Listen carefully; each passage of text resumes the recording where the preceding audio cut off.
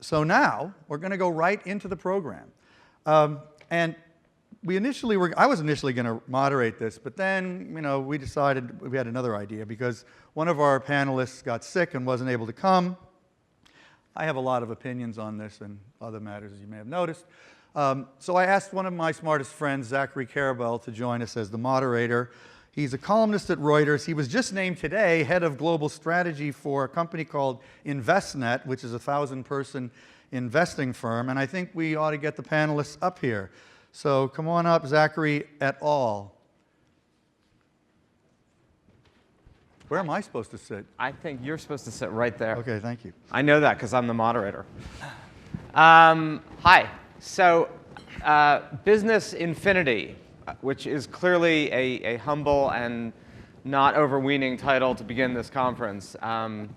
I'm not sure where that leaves us. I mean, I know we have a time limit here of 40 minutes, 39 minutes, and 58 seconds, although if it's infinity, I have a feeling we're just going to keep going on and on and on and on and on, because this conversation clearly has no particular limits about the disruptive capacity of business and what is going on in the world. I think the point of this session was to frame the 20,000-foot big picture views of what is sort of transforming the way in which we conduct business and the way in which we conduct our lives. And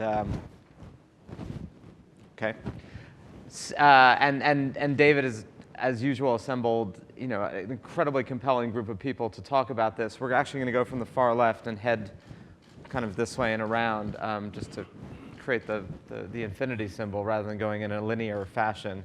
And to start with James Manyika, who is a partner at McKinsey in Silicon Valley and also one of the co-heads of the McKinsey Global Institute.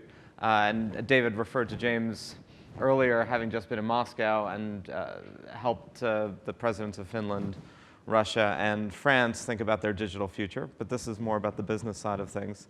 So the McKinsey Global Institute recently came out with, as it is wont to do, a big think paper about the state of the world. And this was, I think, 12 disruptive technologies that will be disruptive and technological. You're not going to go through all 12, but why don't you help us frame the thinking behind what do you see as the major disruptive elements, and also how did you get to these in the first place?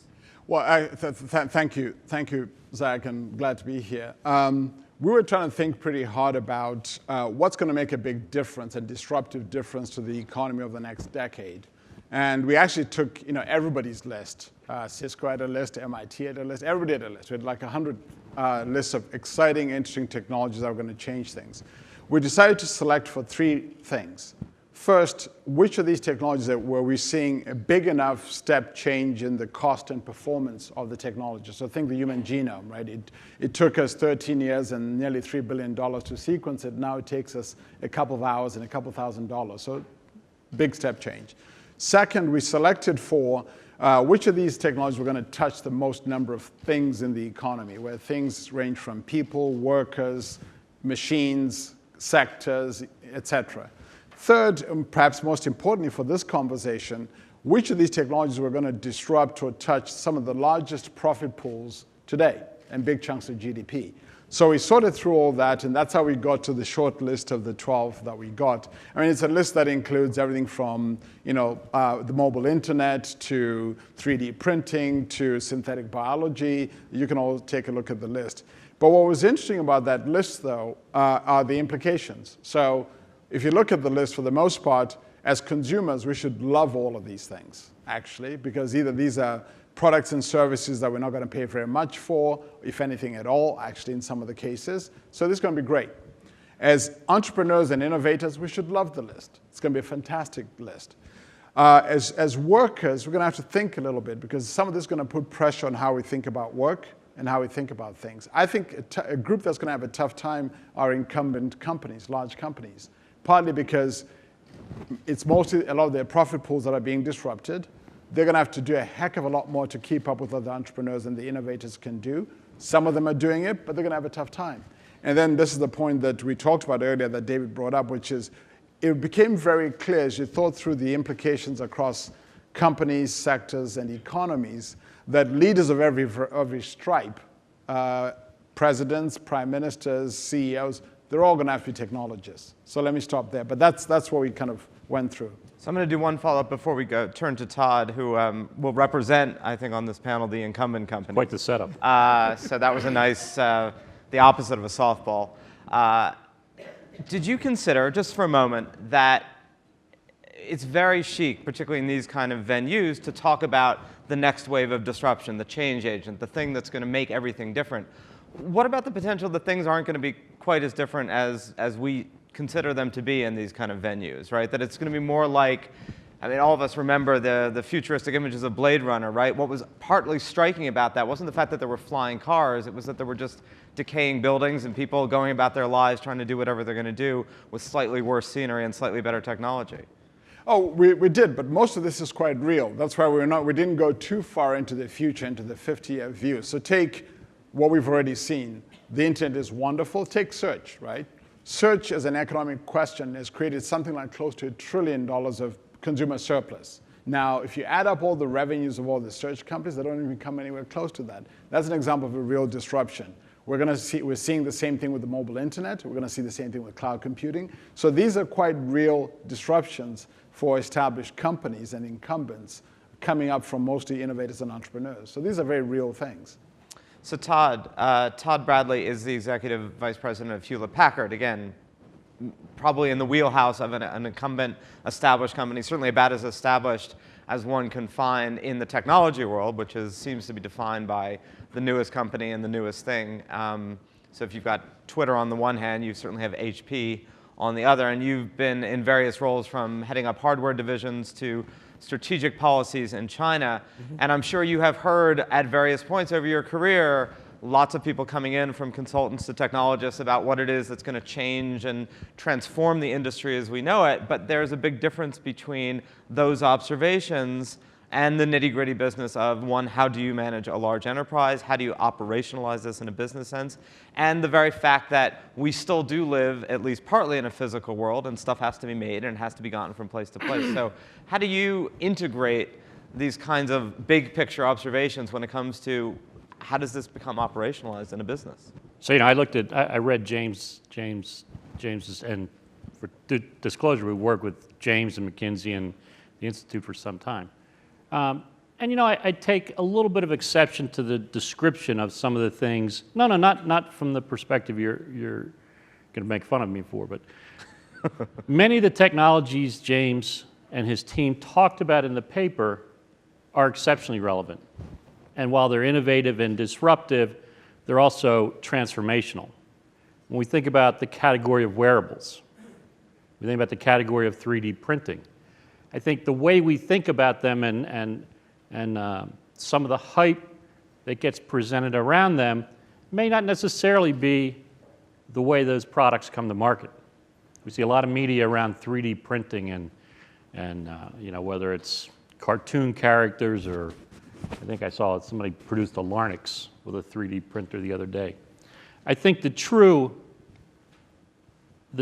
innovation that's going to come is how people use that technology to transform their businesses, to affect their supply chains, to affect the efficiency that they have, to affect their cost structures and their go-to-market capabilities. This is so crystallized for me. I was with a large cereal manufacturer. And if you think about cereal manufacturing, you have these large factories that, I guess you bake, cook, prepare cereal. And the machinery is older. It's one that has moving parts. And the discussion was, how can we use 3D printing to stop having to inventory all of these parts over 100 different facilities? How can we have a digital file that we can very quickly remanufacture parts? So I think lots of these things, whether we think about wearables or the Internet of Things, has a multitude of implications. Look, I think the challenge when you lead a large public company with all the pressures of quarter-to-quarter earnings are how do you understand the innovation that's going to matter the most to your customers, the innovation that's going to matter the most to your shareholders. And I think it's very fair to say there's a degree of patience that you have to learn. some of you may remember back, I guess about 7 years ago, we created really the first smart television. And the challenge wasn't necessarily the technology. We used a Linux kernel and built code around the kernel and allowed you to do all the things that you can do today. But the challenge was really, how do we sell it? And how do we have the patience to allow that to mature? And I think that's something we've learned from with a host of successes. And I think at the same time, some things that haven't gone as well. And when you think about some of the points that James raised in terms of the issues on sort of human capital and labor, right? And HP is an interesting example of this in that it is a technology company, but it's a manufacturing company, and it's also a company that employs a large number of bodies globally. Can that particular circle, I mean, it's not really a circle, it's 3 points, but can that be squared? Yeah. Can that be harmonized, or does something have to give in order for that enterprise to continue to succeed, whether it's labor or whether it's products or whether it's the actual shape of the company? Well, I think those things evolve over time. They're not instantaneous, right? We don't go into the Internet of Things and systematically change what's the largest technology supply chain in the world. A big challenge, and I think many companies, and I know the gentleman from Ford's going to speak later tomorrow, I think, is how do you engage the middle of the company? How do you engage the masses in the middle? The senior managers, the salespeople are out talking to customers every day. How do you continue that excitement about the products that we build while create the ability to educate and inform about what we will produce, what the value proposition is of what we will do? Look, we ship, I think, 3 PCs a second. Wow. The ability to sell those and create an excited sales force that excites a customer is critical. At the same time, as we think about somebody at the pool this morning, talk about, well, PCs are done, PC world's over. Well, PCs are transforming. PCs have become the ultimate tool to create and consume content, much the same way the printing world is doing the same thing, that ability to consume content. So I think this morphing that's taking place, we're talking a lot about business infinity here. And I know, especially in the Silicon Valley, there's a lot of times, let's just throw out everything that's old and start fresh. All right. Our challenge, our opportunity, our motivator is how do we continue to build great products that innovate technology, that use innovation that matters to customers to create a result that matter for our shareholders. So when we look at all these things, Internet of Things, how does our infrastructure both create and consume those types of capabilities? What's the market for wearables? And how do we deal with all the data that's going to come from a population using wearables? And by the way, how do we do that in a very safe, secure manner that protects the privacy that's so dear to all of us? So David, Todd just said these things are not going to happen on a dime, right? Whether it's for a large company or for society as a whole. And you've been looking at these, trends from the rise of Facebook to starting your own company, right? To what degree are we, while it's certainly exciting and important to talk about the disruptive edge and the infinity, what's the gap between kind of life as we're currently living it and these issues? Or, we're not yet in a place where you can virtually set up a conference, or somebody has to come in, put in panels. I mean, it's not all the brave new world of technology. Where does disruption meet reality? Well, in the business world. There's that old, I forget the exact way that people frame it, but there's that old thing, if you, what you think is going to happen in a year is much harder to predict, but in 10 years it all happens, And, just think of the fact we're live streaming this and how simple it is for us to do that. That's something that wasn't possible at this kind of cost very recently. So we take the content that we're producing in our little company, we have I love that word, infinitely more ways to distribute it than would have been available to us a very small number of years before. So, I don't think that the world is turning upside down tomorrow, if that's what you're asking. But I do think that when you look at the simultaneous set of forces that are at play, you have to recognize, you have to get a grip on things in a way you never did before. And the intellectual challenge of leadership is greater. I mean, we're seriously talking about techonomy in China. We feel we have to if we're going to continue to thrive as a business, for example. But so I was talking about globalization before and the incredible convergence of the world economy into one integrated economy. James is talking about the set of new technologies that are simultaneously transforming, industry after industry. At the same time, I know Todd at HP uses a lot of these internal tools that allow for a much more flat management structure and a participative style of leadership, so that the structure of the company itself is changing. So you have the company changing, the products and the technologies that are affecting it changing, the landscape changing for the customers, employees, et cetera. That's a lot of stuff changing all at once. That's why we came up with this hyperbolic title.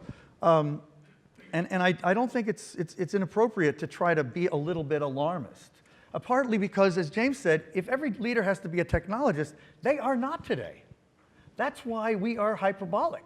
And I want to just add one other thing, because you were sort of pressing on the dystopian side, the Blade Runner thought. I mean, I think there's a huge risk that we're heading towards a very, very unequal world, and I think we'll hear a lot about it. And I know James is very concerned about that also. Maybe you want to add to this, but and it'll come up tonight in the discussion also, because in prepping for that, I can tell you this is something you are never far from when you're talking about the consequences of technology right now. That companies have to embrace this stuff, but it's inevitably, in almost every case, going to involve fewer employees.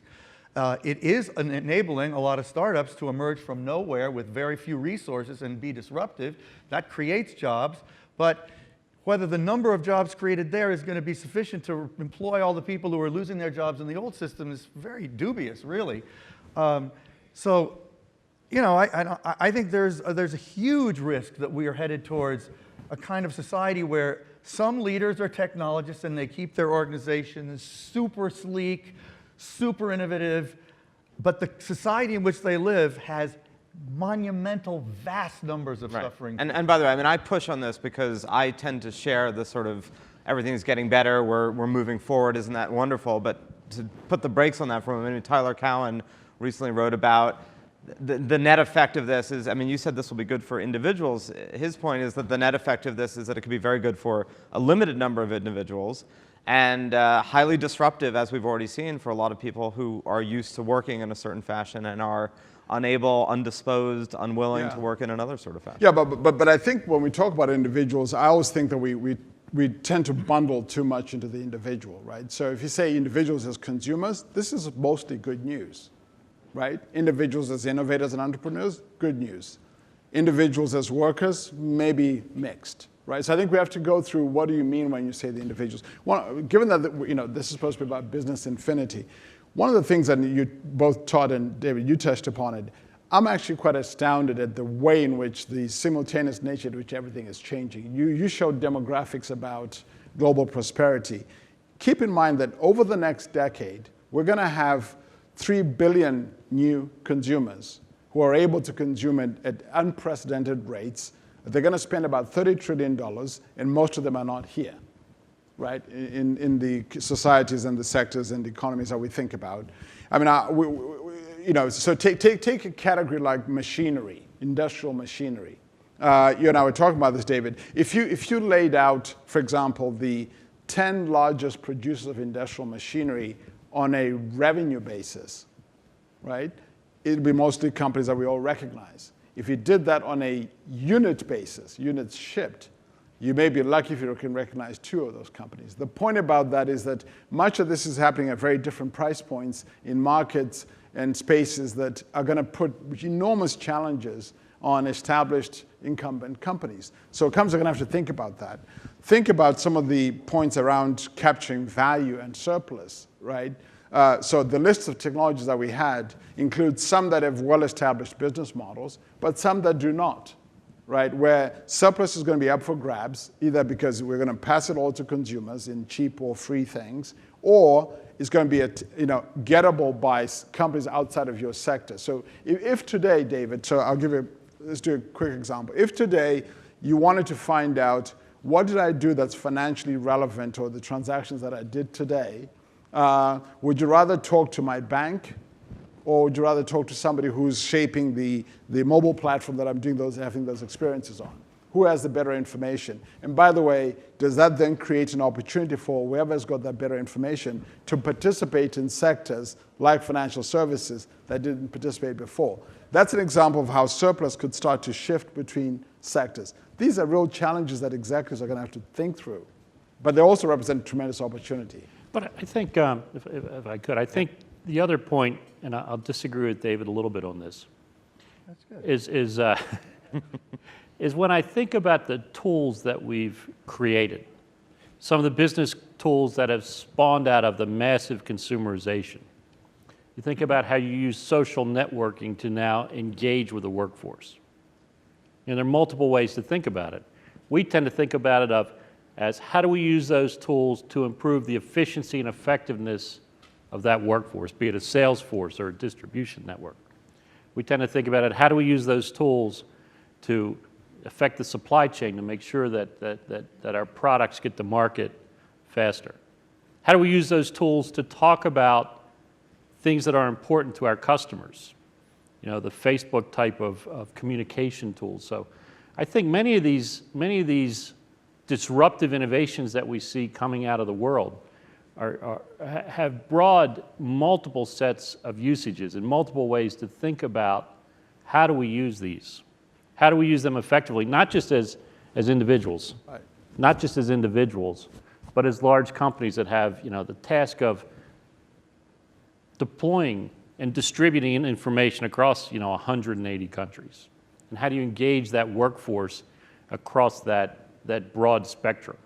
I mean, but on this question of like the incumbents, right, versus the new, and again, there's definitely a tendency in tech land to celebrate the new as just the inevitable successor, and everything's going to go the way of BlackBerry and Nokia, and we're going to be here in 5 years, and we're going to be talking about a completely new set of companies because everything that was going to be over. And it doesn't necessarily work that way. I mean, there are plenty of examples of companies littered with failure. But then again, you know, HP is still one of the largest producers of these things. Caterpillar Wait a minute. I mean, let's not get too sanguine here, because I mean, all the data shows that company lifespans are shortening. Right. That's well documented. You know, there's so many. The thing I love about the topic, and it's obviously it can go in many directions, which is good. But you know, the thing you said about the industrial equipment. You know, that's fantastic if you're building housing in Thailand because you can get cheap machines from China, right, you know, to move the earth. It's not so good perhaps for Caterpillar or somebody, you know, and that's the breaks. You know, but the way I look at it, and this is again going back to one of the big picture themes for me, but you know, the business is functioning in a world where, you know, we've had all these very well-established markets for American companies like HP, made a lot of profit. Company like McKinsey, you know, surfing on the wave. But we are living in a world with, again, I got to go back to that data I showed at the very beginning. You know, all those people are continuing to come up.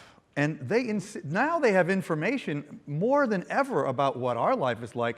They're not going to stop coming up until they get what we have. And if that means they have to come here to get it, they will. I mean, forget about immigration controls. 7 billion people, they'll come where they'll go where they got to go. And my basic feeling is either those people keep coming up or we go down, or both. But the business opportunity, you know, is to somehow create wealth while trying to keep everybody coming up. And that to me is an irresistible theme that has to be part of this discussion. You know, companies cannot just be about making money. That's another thing that I think we have to enter into this discussion. I was going to say for James, I mean, yes, but Right, has broaden it it also a been true that the larger companies have been kind of at the epicenter of providing all these goods and services to this, as you talk about, this vastly emerging, rapidly emerging middle class globally? It hasn't been, you know, corner shops. It's been a lot of these global enterprises that are. No, and that's absolutely true. I think it's easy to demonize business, right? But if you look Not at if you're McKinsey, most economies, well, no, but if you look at most economies, the role that large multinational companies play is actually pretty huge. I'll give you a very factual example. In the US economy, there are roughly about something like 1,500 companies you would classify as multinational companies by virtue of the spread globally of their operations at a certain scale. The interesting thing is that all roughly 1,500 of those companies, they purchase something like 90% of their intermediate products and inputs into their businesses from local, small and medium-sized businesses, right? So this dichotomy we often set up between large and small is a bit of a false one. These companies are bringing up much small and medium-sized businesses who operate in their ecosystems to drive economic growth. So then if you look at questions of employment and growth, you have to take that into account. So I think we have to take it. So your point, David, about this as a business conversation is absolutely important. Businesses, whether they're US or multinational or global, are going to play an important role in capturing what comes as these people come up in providing them products, goods, and services, and employment. Now, there's a different, larger debate we can have about the role of, what happens with employment and growth as we get productivity and GDP growth. You can see that quite plainly in the manufacturing sector, right? So if you look at what happened between 2000 and 2008, so the US manufacturing industry lost something like 5.8 million jobs, and only at most 1 million of those can be explained by offshoring. The rest was technology-enabled productivity. So you then have to ask the question, okay, so how do we then think about this question of employment, about human capital, skills, learning, renewal of people's capabilities in order to participate? That, to me, is a bigger question, an important question that's very techonomic. I mean, to me, I think it's an interesting question that when you cast it that way. What is the responsibility of a company, even a company like HP, to continue being profitable and innovative and yet still accepted as a responsible corporate citizen in a society where, those things you described before, the efficiencies, a lot of those are involving fewer people. Does it matter or not? I don't know, but I think it's a question that will be asked more and more. Well, look, I think that that dynamic is a better word, is changing pretty dramatically. I think, and I'm going to hit a couple of disparate points, but they're all linked together. First, I think when you look at the world and what are the drivers to product adoption, we now see that very differently than what we saw 20 years ago. When you look at a company like Tencent in China, right? Unlike any of its US counterparts, 60% of its revenue comes from casual gaming. Different dynamic, different scale, but as technology leaders, you've got to understand those balances in users and how users will buy and how they will grow your specific segments. Obviously, we operate the largest technology supply chain in the world. And if you think about consumer electronics broadly, right, over the past 25 years, we've migrated from a model of low cost, very reliable, very available Chinese labor and low cost fuel to a world that's now high cost fuel, we'll just say more expensive Chinese labor. And it changes the dynamics. It changes the economics very, very significantly. So as you talk about historic models of, and I don't know if James, you guys I'm sure have seen it, right. As you look historically at the offshoring models, I think those dynamics you'll see change dramatically over the next 5 years. But one of your points about Tencent, though, is that they understand their market better, so they're the ones that could come up with a huge business serving virtual goods to a Chinese market, right? Well, my point is about Tencent is that our responsibility is to understand those drivers of a Chinese consumer. Use that as a broad example. But what are those things? And if we decide that China is an important market to grow in, how do we adopt those things that are most important to that Chinese market? Well, it's a real product management discussion. This is a point that you explained very well about when you take the implications of these low-cost products and who can actually exploit that.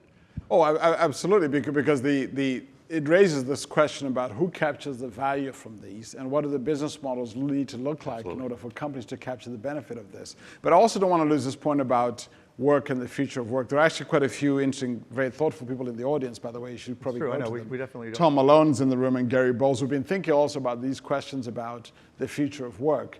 I think that's a tougher conversation that our education systems are going to have to come up and face up to.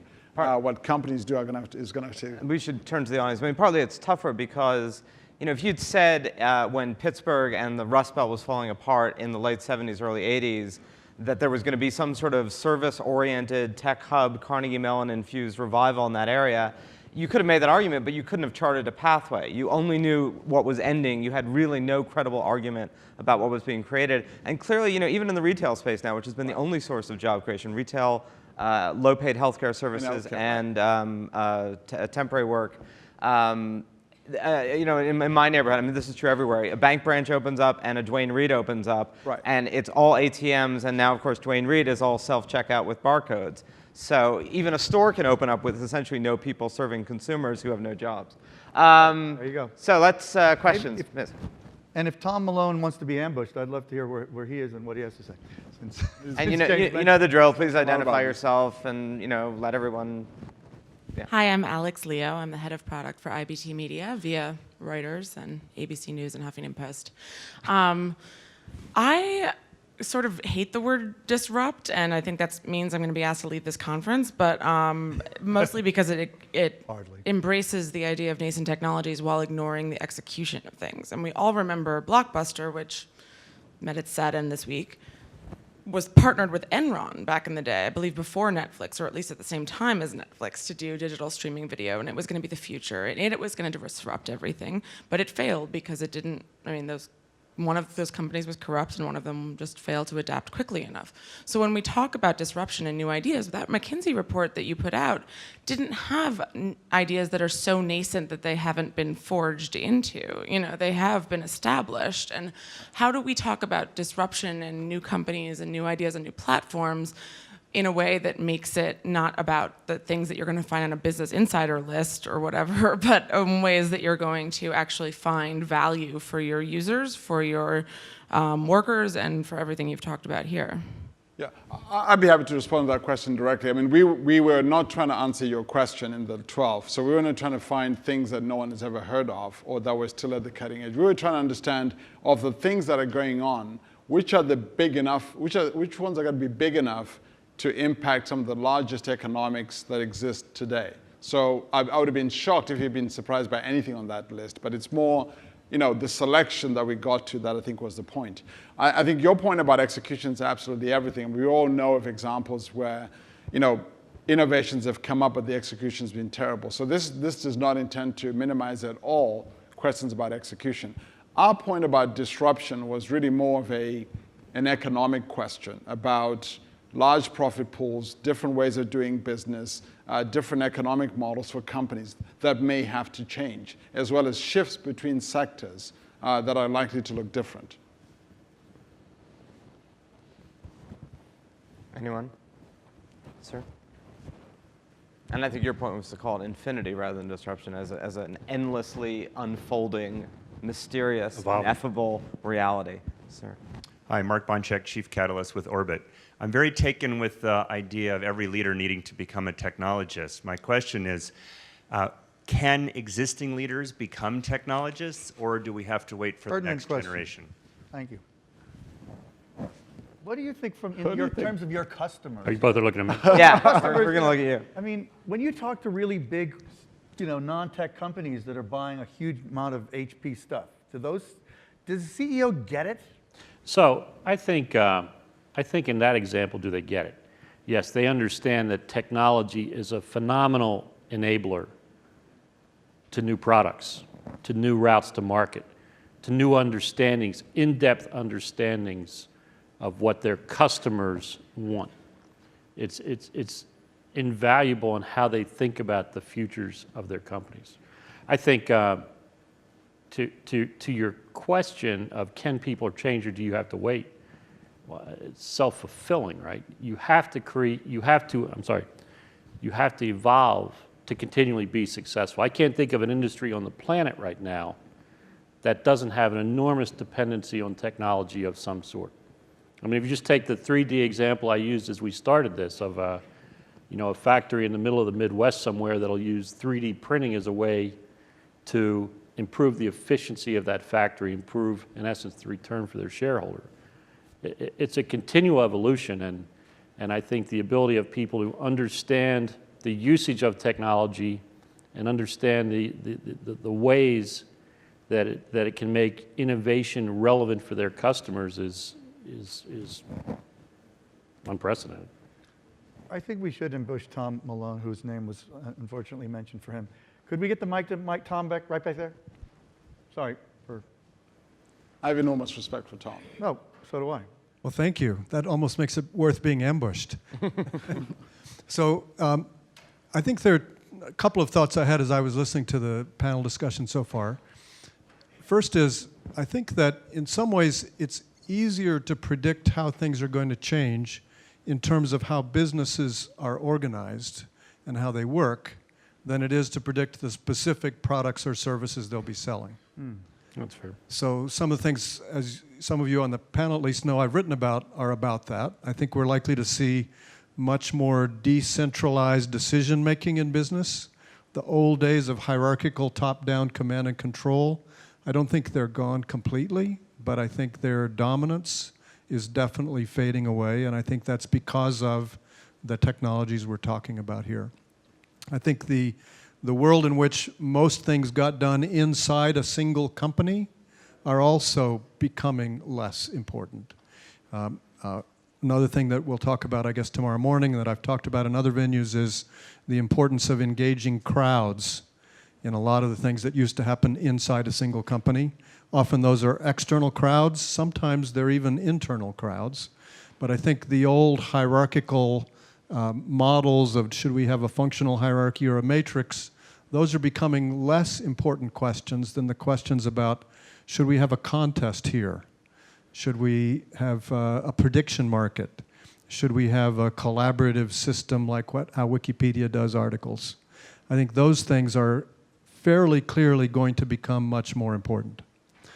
On the question of what the products and services will be, I really agree with Zachary that it's very hard to predict, and even if somebody predicted correctly, you probably wouldn't believe them because it's not obvious yet. But that being said, I'll make a non-obvious and not immediately clear to you that it's correct, but a prediction.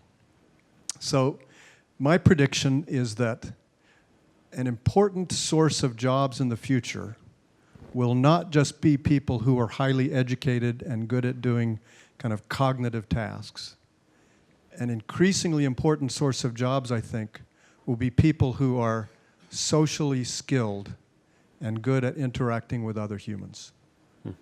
That's my prediction. Yeah, By the way, the first rule of predictions about the future, particularly amorphous ones that can't be proved, is just don't give a date. Zachary, can I just make one quick point which builds on something that Tom said? One of the things that I find fascinating through the course of what I do is how even functions inside companies are rapidly changing. I'm always struck by two companies, roughly the same size, in the same sector, in the same industry. You look at company A's marketing department, what they do. You look at company B's marketing department, what they do as a result of these. Wildly different. Wildly different. You take two retailers, how they're using big data and analytics, wildly different. So I think even the way inside companies, and I think it's going to take leaders who understand technology and the possibilities of reinventing a lot of these functions to fully capitalize that. And you start to see it even in the results of these companies. So I think that's an aspect of the change that I think is going to need to happen, and I think that's what's going to take different kind of leadership to realize that and do something about it.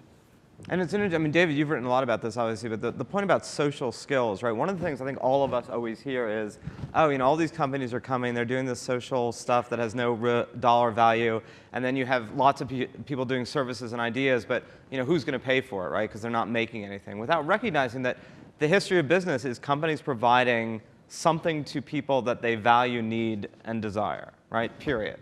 And then we create means of exchange in order to pay for it. I mean, money is just an invented means of exchange.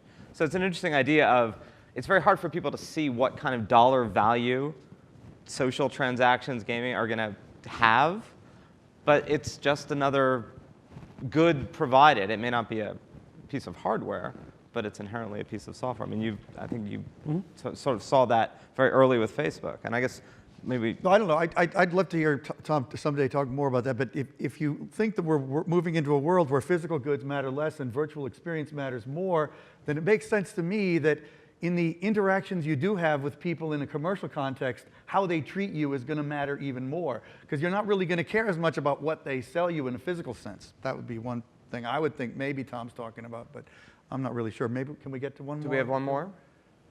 Yeah, Dominique. In the red shirt. Dominique Turk. Dominic Turk, Boston Institute. First, one comment, and this is for you, David. Leaders must think more like technologists. Great. May I suggest that technologists think more like responsible leaders? That would not be bad, too. Very good point. On the series of disruptive technologies which the McKinsey report has brought to light, which I love very much, I would like to add at least two disruptive technologies. One is collaborative economy. Collaborative economy is not a technology, but it's a social technology that's going to disrupt very seriously incumbents. Think just of hotels, taxis, and so on. And the other is Jugaad innovation. Jugaad innovation, as you know, is the simplification of products, okay? And in emerging markets, they're very, very good at simplifying product and creating Jugaad innovation. And the problem is we don't see it here because this is a South innovation going from South to South. What's innovated in India is developed in China, is developed in Africa, but we just don't see it here in the North. So I would suggest we work a bit more on Jugaad and on collaborative economies. Thank you. Any final thoughts? No, I agree with Dominic. Certainly on collaborative technology, one of the things, by the way, you'll see in the work that we did, and it's obviously open to critique, is across all the ones that we identified, there were sort of some cross-cutting themes. Collaboration and collaborative technology was one of them. Data and analytics was another aspect of them. The social becoming a feature of just about everything was also another characteristic across all of it. So there are a couple of things that seem to cut across. But your point about what's happening south to south is actually a big gap that I think we all would be well served to pay attention to, simply because, again, the next 3 billion people on the internet are not us. And I just one final thought. I want to channel you, something you said to me when we were talking about this session before, is that you believe that given the price points that everything is plummeting toward, as all these people are coming on board and are not willing to spend much and they want to buy a earth-moving equipment for $3,000 or whatever, the companies that are going to be able to be profitable creating those low-priced goods are almost always going to be companies created in those markets rather than multinationals that are saying, oh, great, I'm going to go sell $3,000 earth-moving equipment in Bangladesh.